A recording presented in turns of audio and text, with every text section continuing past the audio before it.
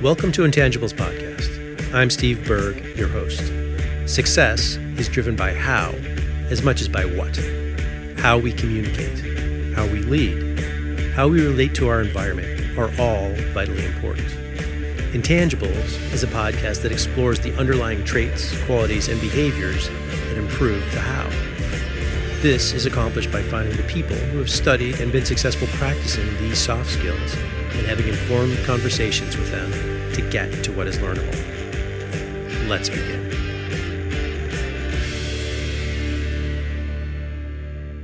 What happens to a frog's car when it breaks down? It gets towed away. That's kind of stupid, right? But it makes you smile. It turns out that it does more than that. It's good for your health and it's good for your business. Many people don't really consider this as they go about their daily lives. Today, we are going to. Andrew Tarvin, or as he prefers, Drew Tarvin, is the world's first humor engineer, teaching thousands of people at over 200 organizations, including P&G, GE, and Microsoft, how to get better results while having more fun. He's a best-selling author of a couple of books, my favorite being Humor That Works. He's been featured in the Wall Street Journal, Forbes, and TEDx, and he's delivered programs in 50 states, 18 countries, and 3 continents. In the spirit of the topic, he loves the color orange. He's obsessed with chocolate. Hello, Drew. Nice to meet you. Thanks for coming on Intangibles. Absolutely. Well, thank you for having me, Steve. I'm excited to be here. I wondered just exactly who to have this discussion with for a long time before I came across your TED Talk, and then it became instantly clear to me, so I'm pretty excited about it. I would ask, is there anything about your bio that I didn't mention that you think is important? Just the engineer in me is there's a few updates to some of the numbers you mentioned. I'm now, and so that's probably on me. I need to update because I'm at 30 countries and 6 continents now that I've spoken on. And the TEDx talk that you mentioned, a little over 8 million views, only half of which were my mom. So feeling pretty good about the talk itself. But no, I think the bio is pretty good. The one thing that is interesting, I think, to people is the background of why I talk about this, because my degree is in computer science and engineering, and that's what people are oftentimes confused by. So, computer science engineering degree from the Ohio State University, and project management experience at Procter & Gamble. So sometimes it's like, oh, so it wasn't just born funny? Nope, it's something that's learned a little bit later, which I'm sure we can chat about. Go Buckeyes. Okay, my preamble is this. Humor is a form of personal expression that's been essentially banished from business by serious people who do serious things, right? Humor is frivolous. Humor is time-wasting. Humor is distracting from the point, except that it's not. Most people aren't serious all the time. Most human beings in general want to communicate in a way that is soulful with other people who are also human beings that have souls. And we know that people in general, they seek authenticity, and they also feel trust when they believe they know the other person. And they can only get to know that other person if that other person reveals themselves, right? Mm-hmm. So let's talk about the reasons why humor as a form of personal expression is particularly valid and perhaps even important in this equation. So why, to start with the big question, why is humor such an effective form of communication? It's a great question, and where by way of a little bit of background, where this kind of came full force to me was I remember being in this meeting at Procter & Gamble. So I had graduated, had done well in school and everything, get this career job. I think I'm going to be at P&G for the rest of my life, etc. And I remember being in this meeting that was so boring. Right. Like it was like so boring. It made me want to cry levels of boring, like to the point, one of those meetings that you're in and you're just like daydreaming about all the other things that you wish you could be doing. And they're not necessarily even exciting things. You're not like, I wish I was skydiving right now. You're like, I wish I was folding my laundry. Like, I wish I was doing an errand or something. And the problem with this particular meeting was that I was the one leading the meeting. And I had this kind of realization where it's like, if I'm bored while talking, they have to be bored while listening. And I had a little bit of this existential crisis where I was like, is this the rest of my life, right? Is the rest of my life boring meetings followed by boring emails followed by more boring meetings? And I was talking to a friend of mine about it, and this particular friend was someone who had got me doing improv and stand up in college. And he's like, we learned all this stuff about improv and stand up. Can you bring any of that? We have so much fun when we did improv and stand up together. Can you bring any of that into it? And to kind of come back and answer that question that like solved this particular challenge of boredom for me, it comes down to kind of a simple, dumb question. And the simple, dumb question is, would you rather do something that is fun or not fun? That's a tough one. Mm-hmm. Right? Simple, simple, dumb kind of question. But people would say, most people would say fun, unless they're like, is it illegal or does it cost money or something like that? But for the most part, they're like, no, I'm going to do something that is fun. And so it stands to reason that if you were to make your emails a little bit more fun, do you think people would be more likely to respond to them? If you're to make your meetings a little bit more fun, do you think people would be more likely to attend? If you're to make your communication in general a little bit more fun, do you think people would pay more attention? And the research tells us yes, right? This isn't just me kind of like pontificating, wondering this. It's like there's actual research that shows that we can use humor to get people to pay attention, to help them remember things a little bit longer. And I think it goes back to the idea of, oh, well, if this is more fun, if this is more enjoyable, I want more of it. And in that process, I might be learning something or getting to know you better, or, all these other side benefits or these kind of primary reasons why we might use humor included. Okay. So if fun is the metric, um, let's talk about, and you started to mention it, I think, how fun, I was thinking of it as joy, but I think fun is equally good. Um, what the impact of that is, um, you know, I don't want to say statistically, but when I start to quantify it, right? How does that, how does that, what's the impact of fun, right? What is that doing for me that makes the difference?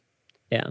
Well, I mean, I think you can think about it from a couple of different perspectives. Like from a business perspective, from the engineer side, or from the CEO of a company or the leadership side, the benefit of it is, you can think of 70% of the workforce is disengaged. That comes from Gallup, and they estimate that costs the U.S. economy about $500 billion in lost productivity every single year. Now, I'm an engineer. I love math. I don't think of them as math problems, but math opportunities. Right. So this is an opportunity for math. So if we know that 70% are disengaged, and that's U.S. economy cost is $500 billion, if you do the math in terms of number of disengaged employees, then the average cost of a disengaged employee is $4,638.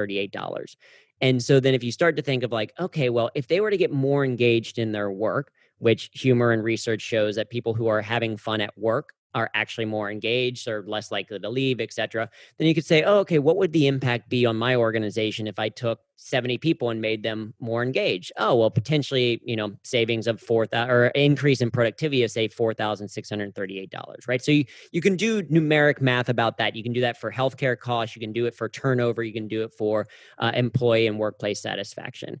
But I think outside of the numeric value as an individual, the value of humor, or say fun in this case, is twofold. One is that it does get better results, as we kind of alluded to. Like when it's more fun, people are more likely to stay engaged. When they know that, oh, if I go to this meeting, I'm going to actually laugh and have a good time, I want to show up for that meeting. Or if this manager, this person who is a leader of mine, makes me feel good about myself, is positive, and kind of those things, oh, I'm going to work a little bit harder for them. So you get better results by doing it. We can talk about the specific benefits of that. But then the other kind of flip side of it is the average person will spend 90,000 hours at work in their lifetime, right? The average person works 90,000 hours in their lifetime. That is longer than everything that is on Netflix. That is like a long period of time. And so part of it is, if we're going to spend that much time, we might as well find ways to enjoy that time. rather than being like, all right, I'm just going to go to work and suffer through work so that I can live for the weekend or I can live for the end of the day. It's like, why not find ways to enjoy what you're doing every single day because you're spending so much time doing it? Yeah. So let's take that and go a little bit more atomic or a little bit more behavioral psychology, right? When I think about it, I think about, you know, someone tells a funny joke and I remember it, right? Once I've got a more memorable image, it's kind of more indelibly imprinted on me, and well, that makes me more productive, right? That I'd rather be folding my laundry moment isn't I'd rather be folding my laundry. It's remember at 11:35 you said this, right? Or to me, it's wow, never heard that before. That distinctive nature, that novelty, is just a more effective form of communication than the otherwise kind of automatonic drivel that is often repeated over and over and over and over again. So I Well, don't and know. it's why I think that some people consider stand-up comedians as the philosophers of today's time. Is that they say things in a way that then it like resonates with you and you sit with it and you remember it a little bit longer because it was an interesting turn of phrase or it was a really funny joke. You remember that feeling of like laughter or joy in that moment, and yeah, you absolutely remember it a little bit more. You're more likely to make that impact because I think sometimes we're told to do certain things, and then if you can find the comedy in it and turn that situation around, it's like, oh, okay, now I actually see that perspective a little bit more. Now it makes a little bit more sense to me. I'm going to actually incorporate that into the way that I behave. Yeah, that the receptivity just increases. Okay, so I was kind of angling about something about the humanness of humor, right? Machines don't, for all we know at the moment, have a sense of humor. Um, I view humor. Everybody's got their own sense of humor. Yours is different than mine. So I view it as a way that humanizes us, right? And that creates a different type of connection. I don't know if you've a thought on that, um, but I feel like if one human talks to another human, um, there's more likely good things that can happen. Oh, for sure. Well, and I think that and there's a lot of truth to that. Victor Borg said the shortest distance between two people is a smile. And part of that is physiological, right? We are primed as humans in our brain with mirror neurons to mirror certain behavior. A smile is one of them. Laughter is one of them. Weirdly, like yoo-hoo, like type, like kind of like just jolt of thing is another one that studies have found is like another thing that we just kind of like mirror, kind of have this like visceral response to. And so smiling and laughter, though, as part of humor, is this bonding connection. And we joke and talk about like to humor is to human. It is a very kind of human thing. And it's kind of like, is it coincidence that they both start HUM, right? They both start H, and it is complete coincidence. They come from different root words, but right, it's a very authentic and human experience. And that is something that we're seeking more in our relationships and in work. Because so often, and this is my guess, Steve, it's just a guess, but my guess is that many of the people listening to this right now are likable people with their friends. I met some of these people. I don't know, Right. Andrew. I don't know about that. Right. But they're likable people with their friends, but then they get into work mode, right? The laptop comes up or they go into the office. And for some people, they become this shell of a human being. Where at home, they laugh, they smile, they maybe even are a little bit silly from time to time. And then they go into this workplace and they feel like they have to put this work face on. And they're like, no, work, work, work, work, work. And maybe that made sense in the Industrial Revolution. Maybe it made sense if you're on a factory line and the only thing that you're doing is stamping plates. Like, maybe, right? You don't have to be your full authentic self. But if you're doing any type of knowledge work, any type of creative work, and you're not bringing your full authentic self, then you're going to be limited in terms of your own capacity or your own mental energy or your own motivation to get stuff done. And so when you can bring your full self to work, of which humor is a big part, then you're not only more fulfilled in life, but you also do the work better. Yeah. You started the answer to the question. I'm talking about relationships, and my view is that quirkiness, that individuality, that is how relationships get formed. It is. It's a shot. The nice thing is, so we know from psychology that people become closer together when they have a shared experience, and that can be a positive shared experience or a negative shared experience, right? And we have a lot of negative shared experiences when we're working together with a team. Sometimes it's like us coming up against a stressful deadline, or surviving a round of layoffs, or getting through a really difficult project, right? The negative ones are already kind of there. Humor, it can create a positive shared experience. Like you said, when we're laughing together, it's saying that we're on the same side. And because laughter and humor is somewhat subjective, if you make me laugh, in a way, it's showing me that you understand me, that there's something that we connect and bond over, that we can now become closer. And this is, I went to Ohio State, and there's this tradition within Ohio State where, one person says OH and then the other person says IO, IO. right? Exactly. You got the call and response. And I will admit that when I went to Ohio State, I hated that, because most of the people doing it were drunk freshmen at 3:00 in the morning, just yelling OH, IO. And it's like, congratulations, you can spell a 4-letter state between two people. But now I love it because I can be traveling anywhere in the world. And if I see someone with the Ohio State gear on, I can say OH, they say IO back. And now we have this instant connection because we have this shared experience. Humor and laughter and a smile can sometimes do that same thing. Yeah, it's that same kind of shorthand that you're talking about. All right, so I was thinking about the nature of creativity, and creativity, in part, it's just looking at things in new ways. Oftentimes, people say that there's no such thing as anything new anymore. It's just a recombination of things that were old. Humor, I find, is also looking at things in new ways. So the question is the practice of humor kind of on a daily basis really a step toward generating the habit of creativity? Absolutely. Humor and creativity are very closely linked because, like you said, they're about finding unique or new connections or interesting associations. In fact, in one study that they did, they found that students who watched a 30-minute comedy video before solving a problem were nearly 4 times more likely to solve a problem than students who watched no video or a math video instead, because it's basically a way to warm up the brain and to change kind of that perspective and see things. So that's what comedians are doing. They're looking at something that everyone's kind of looked at before, and they're seeing a slightly different angle into it, or making a slightly different observation that you see. So for example, I will tell you that I don't like mint chocolate, right? Most people love mint chocolate, but it's like, I don't like mint chocolate because I've never been eating chocolate and thought, what would go great with this? Toothpaste.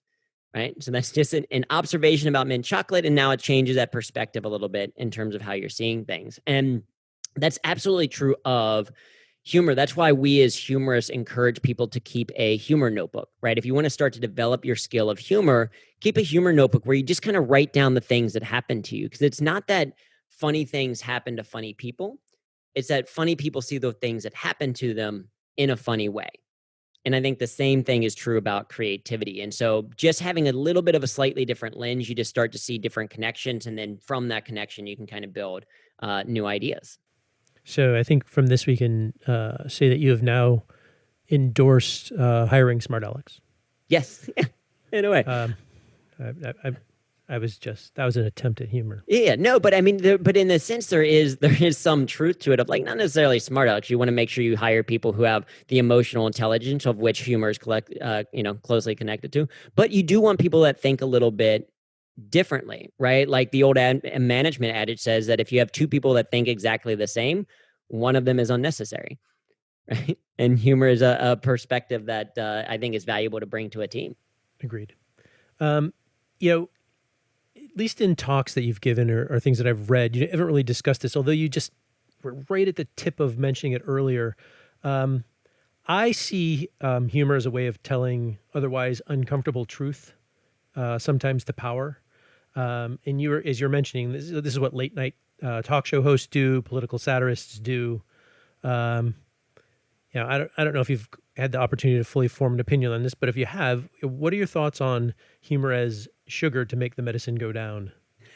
It absolutely can be a great form of to make the medicine go down. I mean, I've seen it in my own personal life in the sense that I have a friend of mine who can say some of these things that would make you want to like punch them in the face. That's like really to your core, but he also does it in a way that's also that it's just so funny that you can't be upset with them. Right. So in terms of like, oh, it's diffusing that, because what humor is doing in some ways, if you get people laughing, you're lowering their defense.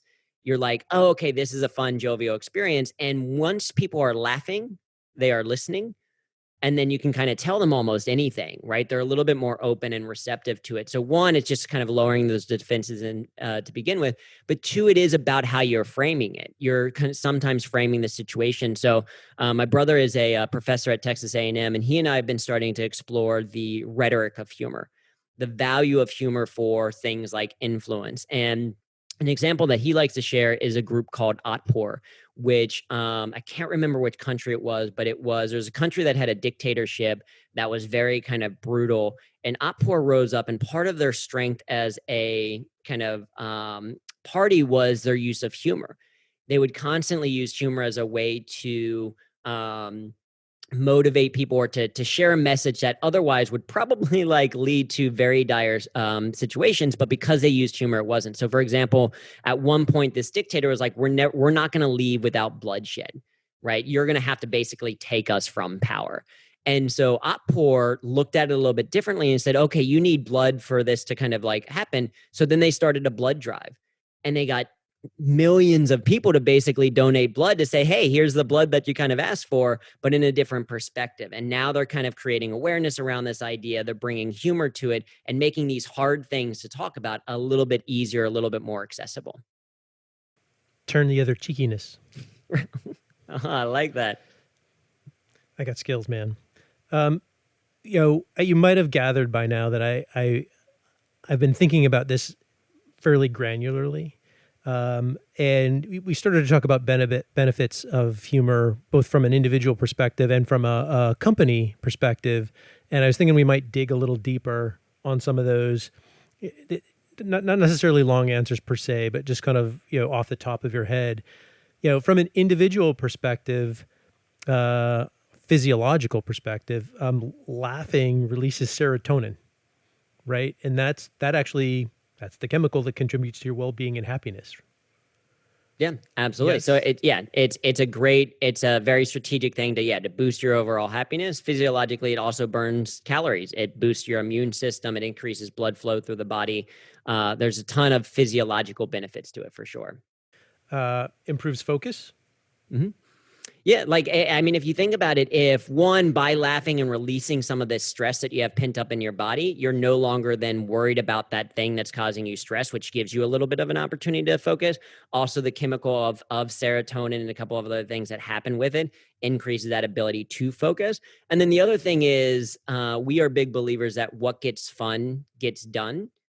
Right? Like in a sense of, if you make something a little bit more fun to do, you're going to be willing to do it a little bit longer. That's why students who say, I have, I can't, sit in a classroom at all, and I get antsy after 5 minutes, can also sit on their couch and play Fortnite for 4 hours, right? Because it's more fun to do.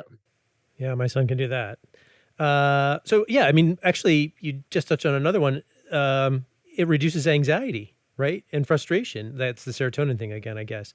Partially, and I think it's also partially a perspective thing, is that, especially when you can learn to find the humor in situations, even difficult situations become a little bit easier to process, partially because of you're laughing away some of the stress, but also because it just gives you perspective, right? We hear this saying that comedy equals tragedy plus time, right? That super embarrassing thing that happened to you in school that you thought you were going to die from embarrassment is now a funny story that you can tell you to your friends, right? With time, it's become more comedic.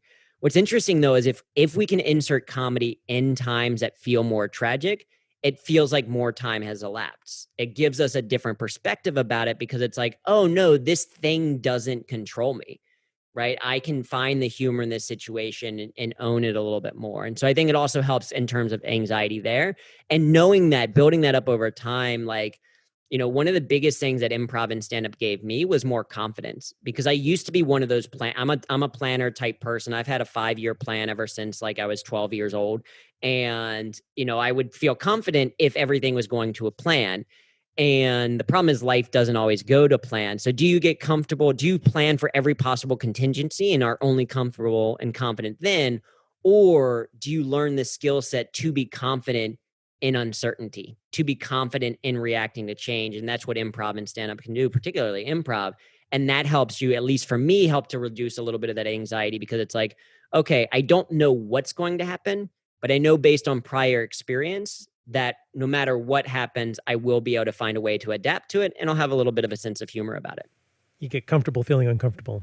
I was thinking about the phrase gallows humor, and twisting that just a bit.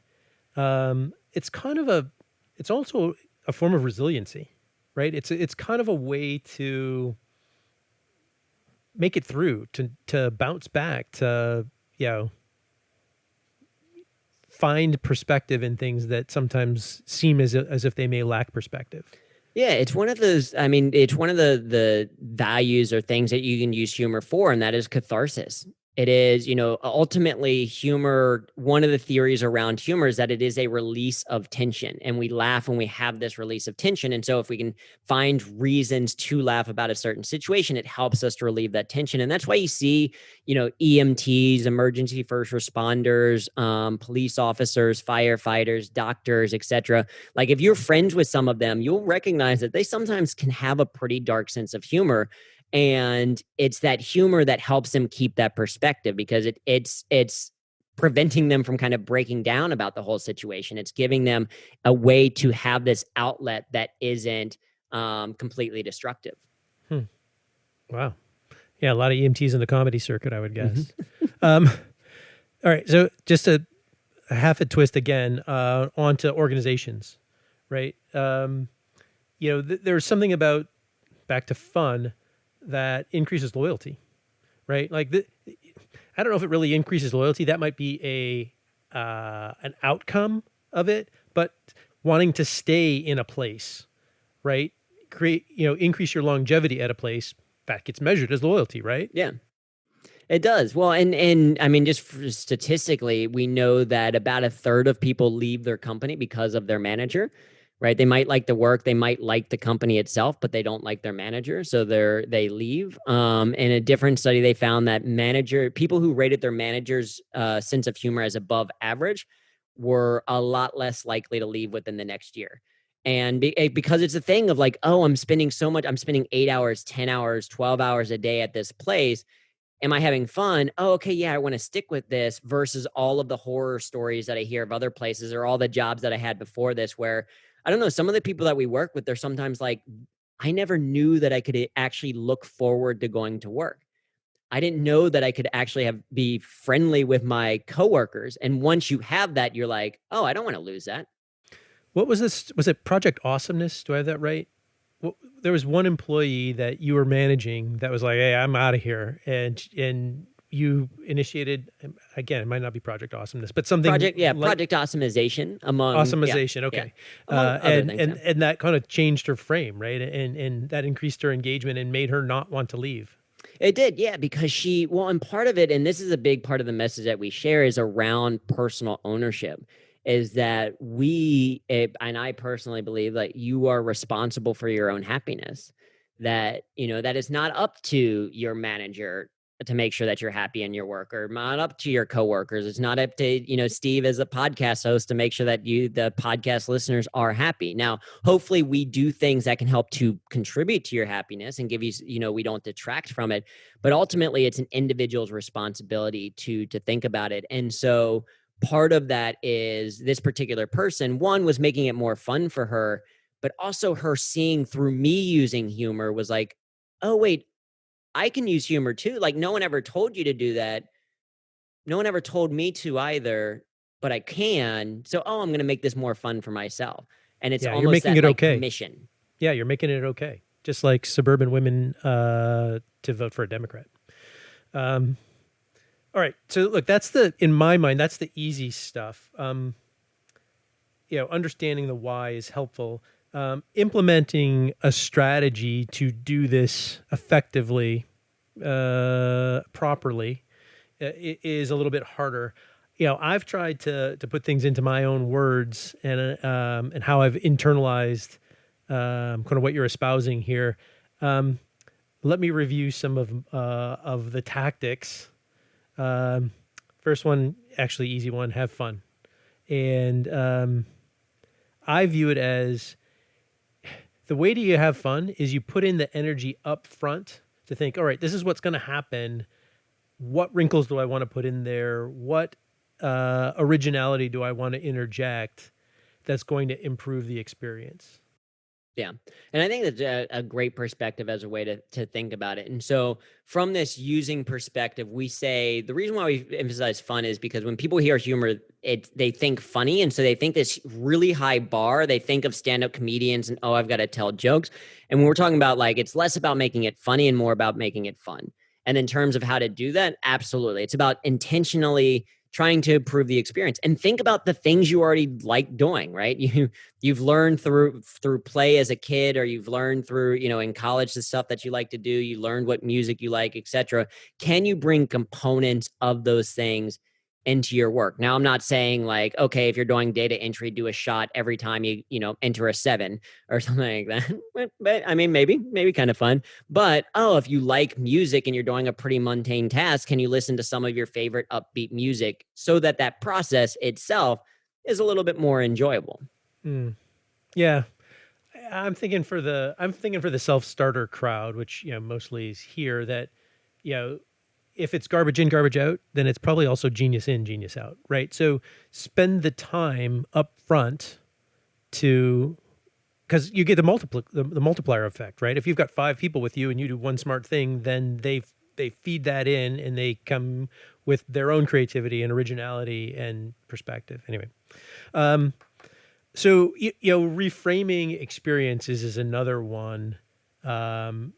I think you talked a little bit about changing your perspective, but also I think there's an element of rebalancing, right? In here, maybe you could just touch on a little bit on that, or if I've caught you off guard, I'll give you a hint. No, I mean, so reframing, I think, is a really valuable form of humor. I mean, Kurt Vonnegut said that laughter and tears are both responses to frustration. I myself prefer to laugh because there's less cleaning up to do afterwards. Right? Like it's a way of changing your perspective about a situation. And it's just kind of like saying, okay, instead of these are all the things that are awful about this situation, what is one thing that I do like about it? Or what is one thing that I can turn the humor in? Or, and this is where when you do comedy, if you are a storyteller or that kind of thing, it helps when, speakers are an interesting breed because like when something terrible happens to us, we are like partially like impacted by it, but we're also kind of secretly like, this is going to make for a great story later. And it's like, that's already reframing the situation a little bit more. Or how can I how can I turn this thing into a positive, or how can I find the humor in it? But it is very much about that change in perspective, right? Because we can't control the things that happen to us, but we can control how we react to them. And if you can bring humor to it, like I said earlier, it removes a little bit of the sting from it. So, I mean, just as I'm listening to you, there's so much about thinking here, right? We talked about creativity and creative inspiration. We've talked about a little bit about critical thinking. Defying convention, right? That, oftentimes we find things funny that are unexpected, and they're unexpected because they're defying convention. All of these are IO, right? They're for as an engineer, they're all about generating IO that is heretofore kind of not standard. Yeah, well, and to geek out a little bit about it, and I will butcher this, but are you familiar with the reticular activating system, selective attention? Not at all. Okay, yeah, I like that. So RAS, reticular activating system, one of its primary functions in the brain is selective attention, right? Because we as humans, we're constantly bombarded by information. It's not possible for us to consciously process everything. So the brain says, this is what's important, this what isn't. Here's what I'm going to let you know about. This our selective attention is dictated by what we give it, right? The input part, right? The I part. So for example, I could tell you to look around the room that you're in right now, or if you're driving as you're driving or that kind of stuff, and say, look for something interesting. And that changes already what you're looking for. Or I could say, look for something orange. What's the first thing that you notice that's orange, right? It's my favorite color. So what do you notice? And already it's changing, like, oh, all of this information that I could see, I'm now starting to see the very small orange that's on this, roll of masking tape next to me, or I'm seeing this very small orange flower that's outside, despite the fact that there's a mist of green next to it, right? So I'm already inputting something a little bit different, and now what you're seeing is already a little bit different. This is the value of the humor notebook that we talked about earlier, is by simply saying, I want to be on the lookout for the things that are interesting, that are curious, that are playful, that are fun, that make me laugh or smile or whatever. And you start to capture those things, it starts to change what you see, how you see things, and then it gives you that perspective, right? It becomes this habit that you notice over time. And so I think that that's what humorists are doing. They're just looking at things a little bit differently. They're giving themselves, okay, like if most people think this is bad, how could it be good? Or if most people think that this is good, what are some of the negatives about that situation? And you can do it for your own life, right? The things that you're obsessed with, the things that are true for you. Like, a friend of mine not too long ago told me that I kind of look like US soccer star Megan Rapinoe, which I think is hilarious. And then it's like, okay, in what ways is that true? Rather than being defensive about it, it's like, oh yeah, well, we both are in our 30s. We both love soccer, and we both get called ma'am on the phone. There's actually a lot of similarities between these things. Very good. I would just tell you that I often podcast while driving, just because I do like to up the degree of difficulty of my podcasting when I can. The last right. And so that's an interesting angle, right? I talk about podcasts while driving, and it's now taking that perspective of recording a podcast as opposed to listening one. And that's where I geek out, is like, let's parse the humor that happened. I know that's not for everyone, because you're like, you just explained the joke. You ruined the joke for Steve. I'm sorry, but I love talking about this. No, I imagine that there's probably a lot of people that are just like, wait a minute, what's this Vulcan doing telling jokes? That didn't make any sense. Mm-hmm. The last one, also difficult for a Vulcan. The notion that, in the interaction, you're generating a certain level of empathy, mm-hmm. right? That you are noticing things, which shows interest. And you're also showing that you're paying attention, and you are interacting around that, right? I think that maybe that's all back to that humanness again.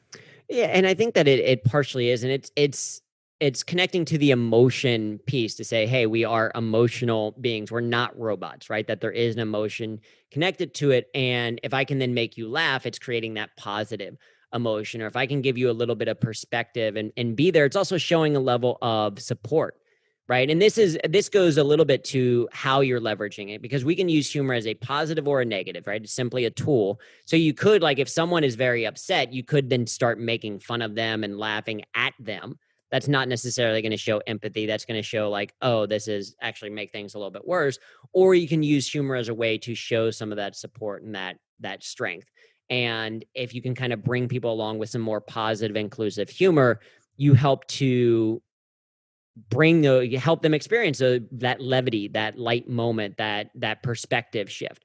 And this happens all the time with my wife, is like, if she is stressed out, then I'll find a little bit of humor to bring some of that levity, say, this is something that you need. She does the same thing for me. If I'm stressed from something, she'll say a silly joke, or do something kind of a little bit, say something in German. She's German, first German I've ever dated, most efficient relationship I've ever been in. It's fantastic.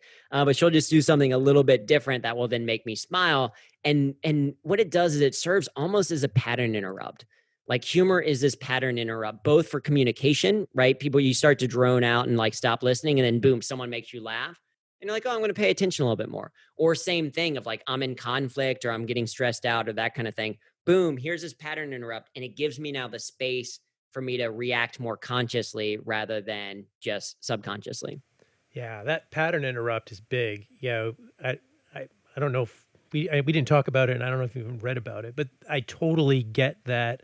It's almost like a reboot, right? In a way that you're kind of like whatever came before all of a sudden doesn't make any sense. You're all now start from that new data point. You're starting to make sense of things going forward. Yeah.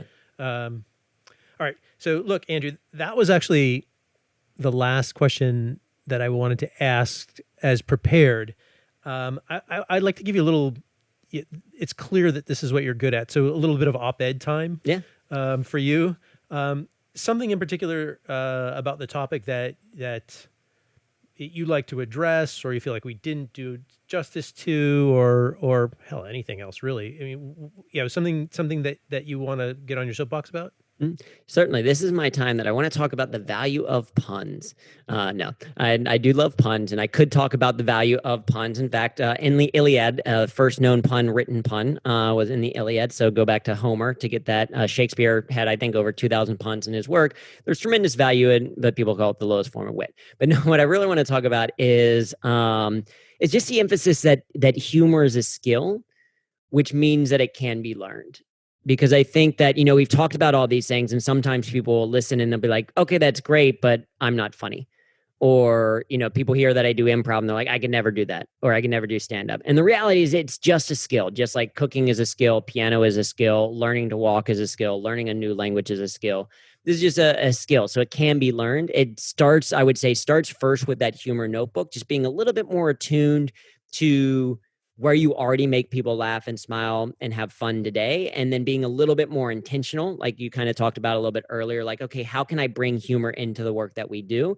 And then certainly from there, you can learn things like better delivery. You can learn techniques like comic triple or association, et cetera. But it really just starts with that more awareness and intentionality around using humor. That starts it as a little bit of a humor habit, and you'll build over time that capability, because everyone has their own style or different sense of humor, right? Your sense of humor is a little bit different than mine. Even my brother. So my brother and I were speaking, as I mentioned, professor, we were speaking in Morocco together, and in the elevator ride down, someone there was like, it was so interesting to see the different styles of humor. Even though you're brothers, you have very different styles of humor. They turned to my brother and like, you have a very warm style of humor, like very kind of conversational, and was very fun and playful. And then they turned to me and they're like, your humor is very cold. And I don't think that they didn't necessarily mean like cold and like, standoffish, but I'm clearly much more of this was planned. Here is the setup and punchline. This is where I think you're going to laugh, etc. And so even though we're brothers, grew up similar backgrounds, right? Still a different style. And everyone has their own style, and it's learning to tap into what that is. Yeah, I mean, I think about, I've been watching a lot of comedians in cars getting coffee, and one of the themes that keeps coming back from all of them is, in the beginning they all bombed, right? In the beginning, it was just awful. They couldn't get time. No one thought they were funny, but obviously they became very funny, right? So they learned what worked. They got better at it. They honed their craft. Hell, Seinfeld kept every joke that he's ever written down. Crazy. Okay. So op-ed question number 2, where can the listeners, who are listening to this, find you? I know you work with companies. I don't know if you actually work with people or whatever, but yeah, what's your best way to get, interact? Yeah, so if people are curious and they want to learn more on humor as a particular topic, then go to humorthatworks.com. And so we got a bunch of free articles there. Link to the book that you mentioned at the top is there. We do offer certainly workshops, some public workshops, a lot of corporate workshops. We also do offer group coaching and one-on-one coaching for different things. Our thought is we want, I'm very passionate about this. And so it's like, if someone wants to learn how to use humor, we want resources for every budget and every style to be able to to do that. If they have specific questions or if they like love puns, if they're like, we want to hear more puns, then they can follow me on social media at Drew Tarvin. So DREWTAR V as in Victor IN. On all social media, LinkedIn, Facebook, Twitter, MySpace, all of them. Still on MySpace for some reason. Wow. I know. MySpace is still a website, and I still have a profile. So, Yeah, I guess you're OT, Original Tarvin. yeah, the OT. But yeah, happy to do that. But the last thing that I would say, maybe you're going to prompt me for this, was just even if you're like, I don't want to do any of that, I'm tired of your Megan Rapinoe voice or whatever. The big thing that we encourage is to simply start with 1 smile per hour. Which is just kind of a slight turn of phrase, just to say each hour of the day, try to do something that brings a smile to your face or the face of someone else. And in doing that, you will start to develop a humor habit, and you'll start to just notice how small the thing can be. It doesn't have to be the big, grandiose, I've written 60 minutes of stand-up comedy level material. That's not the goal. It's here's this one thing I can do for my team, or my one thing I can do for my family, or one thing that I can do for myself in this hour that brings a little bit more levity to my life. Perfect. Okay, so we've got humor that works, and that's got a bunch of stuff that is specific to you. I'm going to ask you to go on a limb here. Besides the stuff that's specific to you, what materials, books, things that you found interesting that helped you on your journey would you recommend that people also try and find? Sure. A couple of things. We'll pick one from each medium, maybe to help with people. I think from a movie perspective or documentary perspective, since you just mentioned Seinfeld, the movie, the documentary Comedian is very good. It is basically after the Seinfeld show was over, Seinfeld retired all of his material and decided to start completely from scratch and did a documentary about it. And it's to the point that here was someone who made millions of dollars in stand-up, started over again with zero material, wrote 5 minutes, and then someone in the crowd who didn't know who he was asked if it was his first time ever doing stand-up, right? Like it is a skill. It is something that has to be learned. So really interesting look there. Kind of along those lines, if you're into podcasts, I'm a big fan of Good One. This is a Vulture-produced podcast, but they bring on comedians. They share one of their famous bits. So my favorite episode is Gary Goldman. If you're looking for a specific episode, he does a 15-minute bit on Trader Joe's. So they play that bit for you, which is very funny. And then they bring on that comedian to talk to them, like, how did you actually create that? Where did that come from? All of that. So I think that it's very good.